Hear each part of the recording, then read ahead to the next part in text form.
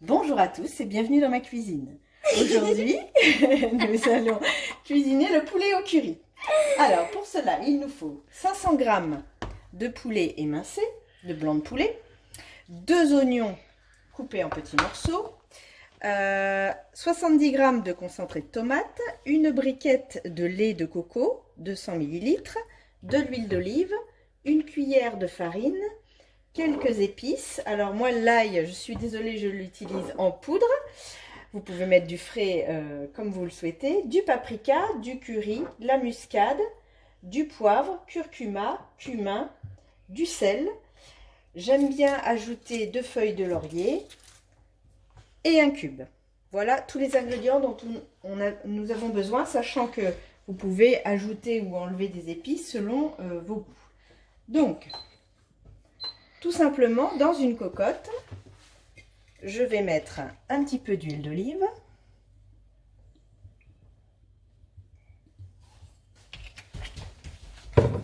Et les oignons.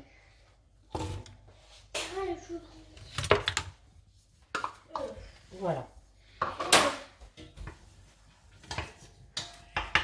Et on attend que ça ruisselle. Une fois que ça commence bien à prendre, je verse le lait de coco.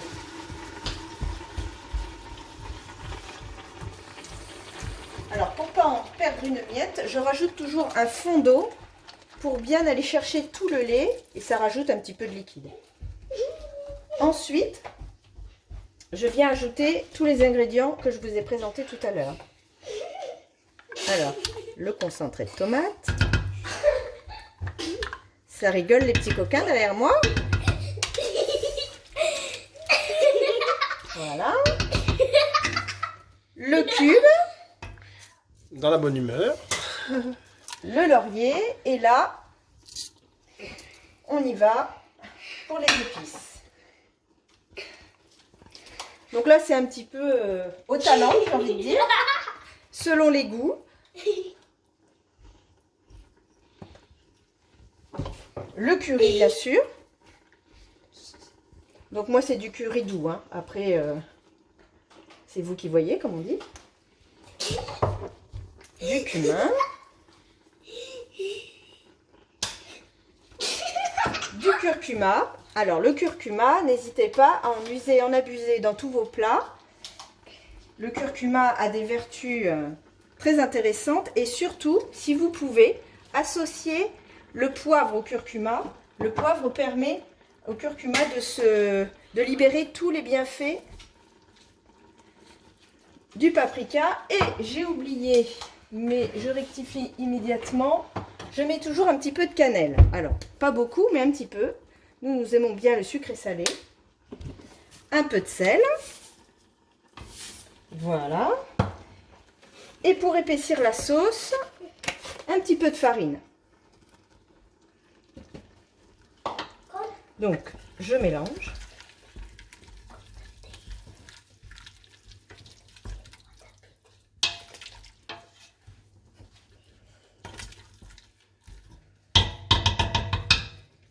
Ensuite, je referme.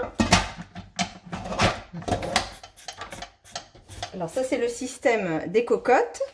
Et une fois que ça bouille, on mettra sur 5. Donc là, on met à fond. Si vous n'avez pas de cocotte minute, vous pouvez faire ce plat, vous doublez le temps de cuisson. Donc moi, une fois que ça va bouillir, que la vapeur va s'échapper par là, je vais mettre sur 5 et je vais compter 10 minutes. Si vous n'avez pas de cocotte, je pense qu'en 20-25 minutes à feu moyen, vous aurez le même résultat. Voilà, à tout à l'heure. Nous revoilà après la cuisson, donc 10 minutes sous pression de la cocotte. Et voilà, c'est prêt.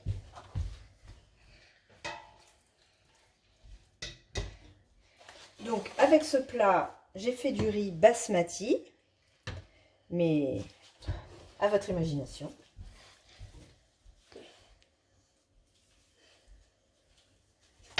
Il ne nous reste plus qu'à vous dire bon appétit! Bon appétit! bon appétit et à bientôt pour une autre recette.